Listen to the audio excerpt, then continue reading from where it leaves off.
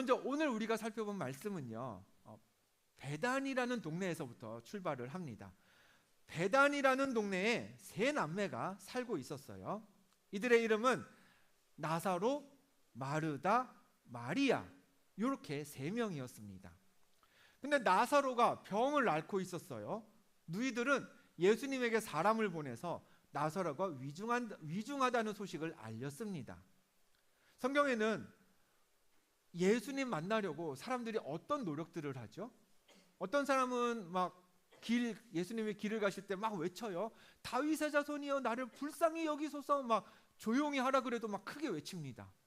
또 어떤 사람은 병든 환자가 제발로 못 움직이니까 사람들이 막 2층에서 지붕을 뜯고 내려와 가지고 얘 좀 고쳐주세요 하고 예수님 앞에 데리고 와요. 그런 식으로 병 고침을 받기를 원하는 사람들이 좀 과하다 싶은 노력을 하면서 예수님을 만나게 되는데, 이 세 남매는 좀 달랐어요. 어떻게 했나요? 되게 점잖죠. 사람을 보내서 나사로가 위독합니다라는 걸 알렸어요. 그게 가능했던 건 이 남매들이 이미 예수님과 꽤 깊은 친분이 있었기 때문이었습니다. 요한복음 11장 5절을 볼까요? 이런 말씀이 기록되어 있습니다. 예수께서 본래 마르다와 그 동생과 나사로를 사랑하시더니 라고 했습니다. 예수님이 이미 이 남매들과 만나고 교제를 하시면서 각별히 아꼈다는 거예요. 사랑했다고 표현되어 있습니다.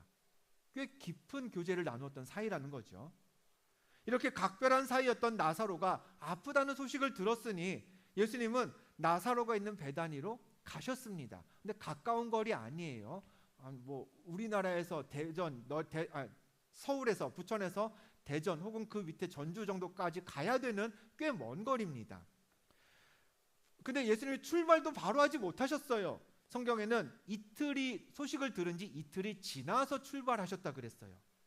그러다가 가던 중에 예수님이 이렇게 말씀을 하십니다. 이에 예수께서 밝히 이르시되 나사로가 죽었느니라. 도착하기 전에 나사로가 죽은 걸 예수님이 아셨던 거죠. 그리고 이 말씀은 사실이었습니다. 예수님이 조금 더 시간이 지나서 베다니에 도착하셨더니 나사로는 무덤에 장사된 지 이미 나흘이 지난 상태였습니다. 여러분, 우리나라의 장례 문화를 생각해 볼까요? 지금은 화장도 많이 하지만 뭐 고대 한 2000년 전쯤으로 가보겠습니다. 2000년까지도 갈 거 없네. 한 100년 전으로만 가보겠습니다. 그러면 우리 문화에서는 사람을 장사했다는 건 땅을 파고 그 땅 속에 관을 집어 넣었다는 이야기입니다. 그리고 흙을 또 덮은 거죠. 그러니까 그 죽은 고인을 때 늦게 찾아온 사람이 고인을 볼 수 있나요? 없어요. 그냥 이렇게 묘비만 볼 수 있는 게 그게 전부입니다. 근데 예수님 시대에 지금 이 나사로와 관련된 장례는 그렇게 생각하시면 안 되세요. 유대 지역의 장례는 조금 달랐습니다. 그림을 보시면 우리가 익히 알고 있는 대로 예수님은 어땠나요? 십자가에서 죽으셨고 돌무덤에 묻히셨다가 부활하셨다고 우리가 알고 있죠. 그 돌무덤의 외관이 여러분 왼쪽에 있습니다. 굴을 파서 그 입구를 둥근 돌로 막는 거죠. 그 내부는 어떻게 생겼냐? 오른쪽에 있습니다. 동굴 안에 침대같이 평평한 곳이 있어요. 그럼 거기에 시신을 안치시키는 겁니다. 이제 이 유대 이스라엘은 우리나라처럼 습한 곳이 아니거든요. 굉장히 건조한 곳입니다. 그래서 물론 부패가 일어나긴 일어나지만 굉장히 우리와 비교해서는 천천히 일어납니다. 그렇기 때문에 저렇게, 그리고 또 잘 썩는 거죠. 습하지 않기 때문에 막 곰팡이나 벌레가 있는 게 아니라 되게 보기 좋게 깔끔하게 썩어서 없어지는 겁니다. 그렇기 때문에 저 동굴을 나중에 개봉해서 들락날락해도 문제가 없어요. 거부감이 없어요. 그래서 저 동굴 안에 그 평평한 침대가 하나면은 그건 1인용이고 하나를 더 만들어서 2인용도 동굴이 있어요. 또 3개를 만들면 3인용, 4인용, 5인용 얼마든지 그 침대 같은 공간만 만들면 여러 사람이 저 동굴 하나에 이제 무덤으로 쓸 수가 있는 겁니다. 그래서 예수님 시대의 유대의 저 동굴 무덤은 한 사람이 쓰는 일은 거의 없었어요. 보통은 가족들이 굴 하나를 같이 공유하는 가족묘로 사용이 되었습니다. 자, 예수님이 저렇게 죽은 나사로가 장사된 돌 무덤으로 가셨습니다. 그리고 이렇게 말씀을 하셨어요. 38절과 39절 일부를 우리 같이 한번 읽어보겠습니다. 시작. 이에 예수께서 다시 속으로 비통히 여기시며 무덤에 가시니 무덤이 굴이라 돌로 막았거늘 예수께서 이르시되 돌을 옮겨 놓으라 하시니 하셨습니다. 자, 죽은 나사로를 향해서 하신 예수님의 첫 마디가 뭐였어요? 오늘 말씀의 제목이기도 하죠. 돌을 옮겨 놓으라 였습니다. 예수님 시대의 그 일반적인 돌무덤의 형태 한번 다시 볼까요? 내부가 얼마나 넓든 입구는 하나겠죠. 그 입구가 뭐 되게 넓진 않습니다. 그리고 입구가 존재하면 그 입구는 원형의 돌이 막고 있습니다. 원형인 이유는 상상이 가시죠? 아까 말씀드린 대로 저 굴은 또 다른 사람이 죽으면 또 개봉을 해야 되는 굴이거든요. 우리처럼 한번 묻으면 끝 이게 아니라, 그렇기 때문에 그 개폐가 용이하도록 굴리면 되니까 돌은 무겁지만 조금이라도 용이하도록 원형의 돌로 입구를 막아두었습니다. 예수님의 부활을 생각해 볼까요? 성경은 그 부활의 아침을 이렇게 기록하고 있어요. 안식 후 첫날 새벽에 이 여자들이 그 준비한 향품을 가지고 무덤에 가서 돌이 무덤에서 굴려 옮겨진 것을 보았다 했습니다. 무덤 입구를 막고 있던 돌이 옮겨져 있었어요. 누가 옮긴 게 아닙니다. 예수님은 이 말씀에 기록된 것처럼 누군가 돌을 옮겨 주어야 부활이 가능하셨던 게 아니에요. 예수님이 스스로 옮기시고 나오셨는지 아니면 하늘에서 천군 천사가 내려와서 돌 무덤의 입구를 옮겨 주었는지는 알 수 없지만 사람의 도움이 없이도 예수님은 부활하셨습니다. 사람의 도움 없이도 예수님은 무덤 바깥에 나오셨고요. 무덤을 찾아온 여인들을 직접 만나 주셨어요. 그런데 나사로를 살리시던 날에는 좀 달랐습니다. 예수님이 사람들에게 요청을 하셨어요. 뭐라고? 돌을 옮겨 놓으라. 이건 혼자서 옮기지 못하시기 때문에 명하신 게 아닙니다. 지난주에도 말씀드렸어요. 하나님은 어떤 분이세요? 전능하신 분입니다. 모든 일에 주권을 갖고 계신 분이세요. 근데 모든 주권을 가지고 계신 전능하신 하나님이 이시지만 동시에 하나님은 늘 사람을 통해서, 우리를 통해서 일하십니다. 때로는 노아를 쓰시고 때로는 모세를 쓰시죠. 다윗 같은 왕도 사용하셨고요. 이사야나 예레미야 같은 선지자도 사용하셨습니다. 베드로와 요한 같은 어부도 제자로 삼아서 사용하셨고 예수 그리스도를 박해하던 바울도 사용하셨습니다. 본문에서도 예수님은 나사로를 살리는 그 놀라운 기적을 이루시기 위해서 이름은 기록되어 있지 않아요. 누군지는 몰라요. 그렇지만 그 누군가를 찾으셨고 그 사람을 사용하셨습니다. 무슨 일에? 돌을 옮기는 일에 말이죠. 죽은 나사로가 돌무덤 안에 있습니다. 그리고 예수님이 무덤 바깥에 계십니다. 그 사이를 뭐가 막고 있나요? 돌 입구를 막고 있는 그 큰 돌이 두 나사로와 예수님 사이를 막고 있죠. 그 예수님과 나사로 사이를 가로막던 돌을 누군가가 옮겨 주었어요. 그 후의 일을 성경은 이렇게 기록합니다. 우리 같이 읽어볼까요? 요한복음 11장 41절에서 44절 일부의 말씀을 제가 발췌했습니다. 같이 읽습니다. 시작. 돌을 옮겨 놓으니 예수께서 눈을 들어 우러러 보시고 이르시되 큰 소리로 나사로야 나오라 부르시니 죽은 자가 수족을 배로 동인 채로 나오는데 했습니다. 돌을 옮겨 놓자 예수님은 그때서야 나사로에게 나와라 명하셨고요. 죽은 나사로는 그렇게 살아났습니다. 한번 여러분에게 묻겠습니다. 이제 2026년이 되었어요. 여러분의 신앙생활은 올해로 몇 년째가 되셨습니까? 지난주 2026년 첫 미라클 기둥 예배에 우리 교회를 처음 방문하신 분이 계셨어요. 그래서 제가 예배 후에 이야기를 나누었습니다. 예수 믿기로 결심하고 이제 신앙생활을 하는 게 처음이라고 그렇게 알려주시더라고요. 그분을 제외하면, 또 우리 중에 몇몇 분을 제외하면 우리는 해가 바뀌면서 다 신앙생활의 연수도 한 해가 늘었을 겁니다. 여러분, 우리가 취업할 때 맨날 뭐 쓰죠? 자소서, 아니면 뭐 알바 같은 거 할 때 간단한 이력서 같은 거 쓰죠. 그 자소서와 이력서를 쓰듯이 여러분에게 신앙의 커리어를 한번 잘 설명해 보시오 라는 요청이 온다면 여러분은 무엇을 쓸 것 같으십니까? 저 몇 년도에는 미라클 기독교에서 임원했습니다. 몇 년도에는 어디 교사 부서였고요. 몇 년도는 언제까지는, 또 언제부터 언제까지는 찬양팀에서, 찬양대에서 봉사했습니다. 뭐 여러분들 이 정도 몇 가지 쓸 것들은 다 있으신가요? 아무것도 쓸 게 없다면 여러분 더 늦기 전에 움직이셔야 합니다. 지난주 말씀드린 것처럼 즉각적으로 나의 부르심이 있는 곳에 순종의 발걸음을 내디드셔야 합니다. 세상에서 내가 예수 믿고 신앙생활하면서 남긴 발자취 몇몇 줌은 있어야죠. 그런데 한번 생각해 보겠습니다. 이 다음에 우리가 하나님 앞에 갔을 때, 하나님 나라에 갔을 때, 그때 한번 생각해 볼까요? 그때 우리가 하나님을 딱 영접했습니다. 만났습니다.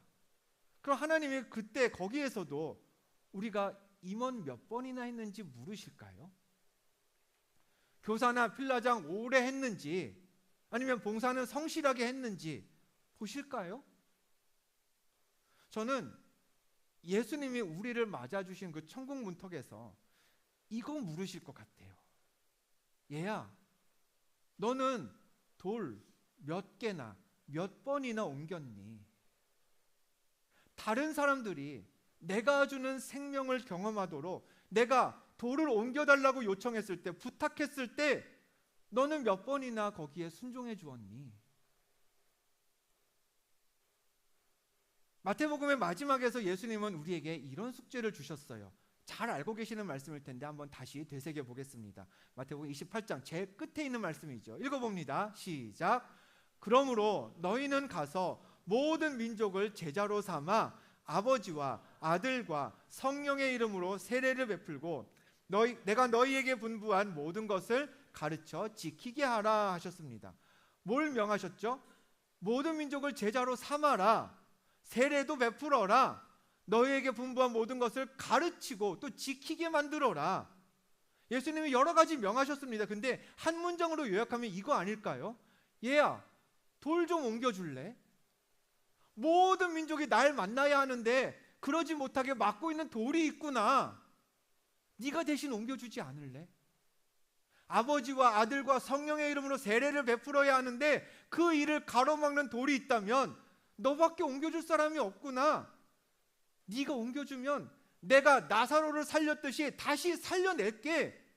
그렇게 내가 일할 수 있도록 네가 먼저 돌을 좀 옮겨주지 않을래? 이런 말이 있죠. 초등학생부터 우리가 배웠던 말입니다. 넘겨주실래요? 백지장도 맞들면 낫다라는 말이 있습니다. 근데 여러분, 가정이든 회사든 아니면 이곳 교회든 뭔가 일을 같이 사람들과 하다 보면 이런 생각 들 때 있지 않으세요? 아, 이거 차라리 그냥 내가 혼자 있으면 더 금방 끝냈겠다. 야, 그냥 혼자 하는 게 훨씬 마음 편하겠다. 여러분, 백지장이요, 혼자 들면 편해요. 근데 진짜 맞들면 나을까요? 혼자 들면 그거 들고 어디든 그냥 내 마음대로 가면 돼요. 내 방식대로 들고 가면 돼요. 이렇게 들든 받들고 가든 뭐 어디 가방에 넣고 가든 내 마음대로 가면 돼요. 근데 이 백지장을 둘이 셋이 맞들면요 달라집니다. 야, 앞에 가는 네가 빠르네. 아니야, 네가 느리게 오는 거잖아. 야, 이거 들고 왼쪽으로 가야지. 무슨 소리야, 이거 오른쪽으로 가야 되는 거야. 둘이 맞들면 2배 힘들어지고요. 셋이 맞들면 제 생각에는 3배 아닌 것 같아요. 제곱으로 한 9배는 복잡해지는 것 같습니다. 관계를 생각해야 하고요. 의견을 조율해야만 해요. 그래서 사회생활을 하다 보면 점점 동의하기 힘들어지는 말이 저는 백지장도 맞들면 낫다가 아닐까 생각됩니다. 교회도 그렇습니다. 그냥 나 혼자 예배하면 편한데, 근데 교회는 어때요? 다 공동체예요. 맡은 일도 교회에서 내가 일을 맡았어요. 혼자 하면 편한데 필라도 공동체고, 찬양팀, 찬양대를 들어가도 거기도 공동체고, 임원을 해도 뜻을 합쳐야 하고 의견을 물어야 됩니다. 눈치를 봐야 하는 거죠. 관계를 깨뜨리지 말아야 하는 숙제가 생깁니다. 그게 보통 어려운 일이 아닌 거 여러분도 느끼시잖아요. 근데 왜 교회는 혼자 뭘 하도록 놔두지 않고 맨날 같이 하라고 할까요? 왜 신앙생활은 공동체를 늘 강조할까요? 이미 죽어서 아무것도 할 수 없는 사람일지라도 돌문 밖에 있는 예수님만 만나면 다시 생명을 얻을 수 있는데, 근데 그 일을 위해서는 그 막고 있는 돌문을 옮겨줄 사람이 필요하기 때문입니다. 모든 사람이 다 그냥 길거리에 나와서 주 예수여 나를 불쌍히 여기소서 외칠 수 있으면 그냥 다 각자 혼자 신앙생활해도 괜찮아요. 그러나 우리 중에 누가 있을 수 있어요? 이미 죽어버린 사람, 생명을 다 잃어버린 사람, 그래서 아무것도 나사로처럼 무덤 안에서 아무것도 할 수 없는 사람이 있어요. 그 사람을 위해서는 누가 필요해요? 예수님을 위해서 대신 외쳐줄 사람, 예수님을 향해서 대신 돌무덤 옮겨줄 사람, 예수님을 향해서 대신 환자를 끌고 지붕을 뜯어서 예수님 앞에 데려다 줄 사람이 필요하기 때문에 교회는 항상 공동체여야 하는 겁니다. 2026년에 우리가 다 돌을 옮길 수 있는, 옮겨놓는 그런 사람이 되기를 축복합니다. 죽어서 아무것도 못하는 사람, 참 생명이 필요한데 혼자서는 해낼 힘이 없는 사람에게, 그 사람을 우리가 인공호흡해서 살리자는 게 아니에요. 그건 예수님이 살리실 겁니다. 우리는 예수님이 살리시도록 그와 예수님 사이에 있는 돌문만 옮겨주면 되는 겁니다. 죽은 사람과 예수님 사이에 있는 그 돌, 그것만 우리가 치워주자고요. 그러면 예수님이 우리에게도 또 누구에게라도 영원한 생명을 누리도록 놀랍게 일하실 줄 믿습니다. 그 일에 쓰임받는 사람이 됩시다. 결코 여러분 자신이 그냥 돌이 되지 말아야 합니다. 나 때문에 상처받아서 예수를 등지는 사람이 있어서는 안 되겠죠? 나 때문에 실망해서 교회를 외면하는 사람 절대 있어서는 안 됩니다. 돌을 옮기라는 예수님의 명령을 들은 우리가 도리어 돌이 되어서 무덤을 막지 말고 돌을 옮기는 게, 막힌 돌을 치우는 게 우리의 사명임을 여러분 기억하시길 바랍니다. 저희 집에 두 딸 중에 한 명이 어렸을 때부터요 그렇게 돌을 좋아했어요. 막 수석하는 막 이따만한 돌 말고요, 놀이터에서 주술 수 있는 요만한 돌들 있잖아요. 뭐 흙 뒤져가지고 예쁜 돌이다 이러면서 막 하나 둘 모아요. 바닷가에 가면은 예쁜 돌 주워서 주머니에 넣고 집에까지 가져오고요. 산에 가도 돌멩이가 보이면 주워 왔습니다. 한 번은 광명동굴을 갔어요. 갔더니 이제 체험학습처럼 아이들이 막 할 수 있는데 광석들을 비교해 놔요. 근데 진짜 광석은 아니고 다 플라스틱이에요. 색깔만 비슷하게 만들어 놓은 거 가지고 이 광석은 이렇게 생겼고 저 광석은 저렇게 생겼고 이런 거를 보고 만져보고 막 해주더라고요. 그러고서는 그 돌들을 그냥 다 집에 가져가래요. 얼마나 신나했는지 모릅니다. 제가 보기엔 다 플라스틱 덩어리인데 집에 와서 그래요. 이건 루비고 이건 에메랄드고 이건 다이아고 막 그래요. 그러면서 아빠 이거 돌 봐봐 되게 예쁘지? 그럽니다. 예수님이 우리에게 명령하셨어요. 돌을 옮겨놓으라 요청하셨습니다. 그 명령을 우리에게 이미 주셨으니 우리가 천국에 가면 예수님도 그러시지 않을까요? 이 돌 좀 볼래? 이거 예쁘지 않니? 이거 다 무슨 돌인지 알아? 내가 옮겨달라고 요청했을 때 네가 옮겨주었던 돌이야. 내가 너 오면 보여주려고 네가 옮겼던 돌들 다 모아놨어. 이 돌 옮기려고 네가 눈물 흘린 거, 네가 땀 흘린 거, 네가 스트레스 받아가면서 주의 일 한 거 내가 다 봤단다.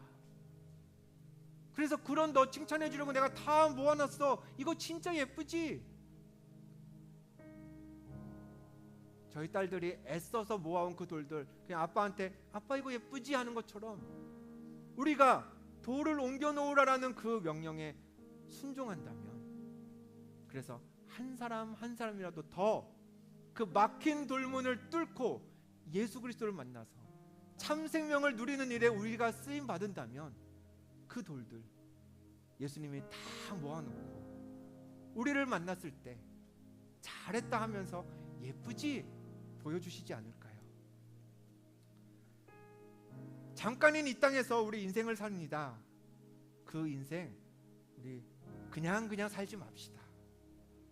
그런 칭찬 받도록 내가 네가 옮겨놓은 돌들 다 모아놨단다. 너 덕분에 생명을 얻은 사람들이 이 돌들 때문에 살았단다. 옮겨주어서 고맙구나. 그 칭찬 받을 수 있도록 그렇게 이 땅을 살아갑시다.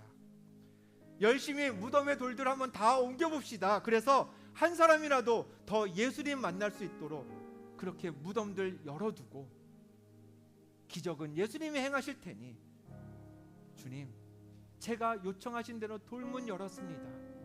하나님 이 영혼도 살려주시고 저 영혼도 다시 생명 주시고 저 사람에게도 이 사람에게도 하나님 나라에서 다시 만날 수 있도록 주님께서 생명 허락하여 주옵소서. 그렇게 기도하며 그렇게 쓰임받으며 살아가는 미라클 기독교의 모든 청년들이 다 되시기를 주님의 이름으로 축원드립니다.